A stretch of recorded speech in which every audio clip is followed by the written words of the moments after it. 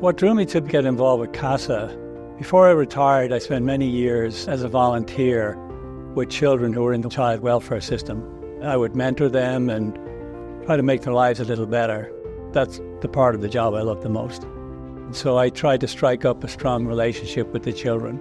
Then, of course, the next thing is I look to see if they're being properly cared for.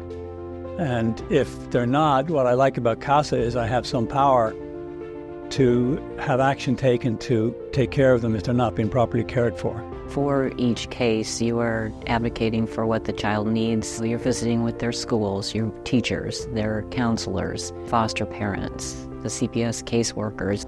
So if the school recommends this, if the doctor recommends that, you make sure that those recommendations are followed up on. The thing that surprised me the most, the effect trauma has had on these kids and learning how to deal with it and what they're going to have to get in place to move forward. I thought the training was very good and very positive. I mean, it's a tough subject. As I look back on it, I feel they covered everything that was relevant in preparing you for what you're about to do and what's likely to happen. It can be very scary to testify in court. It's not nerve-wracking anymore.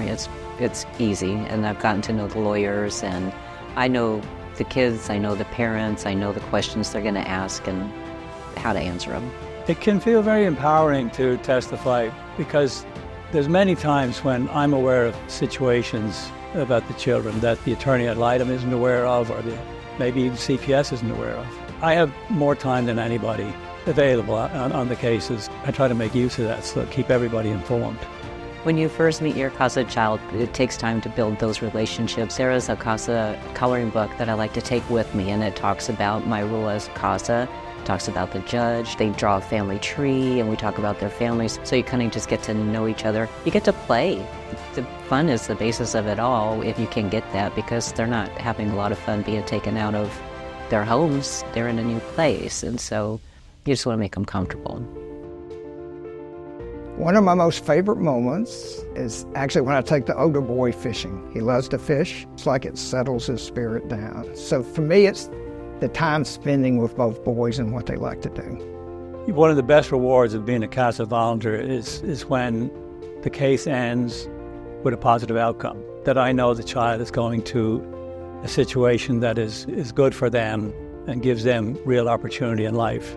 Helping children in need is such a rewarding thing to do, and there's just not enough people doing that. If you like kids and you have the time, get involved, because you'd be surprised how many hurting kids there are out there, because it's rough to be ripped from your parents. It's ultimately worth it because you're making a difference in a life that's going to be here for decades. And good kids, they grow into good adults, become good citizens, and that's what our country's based on.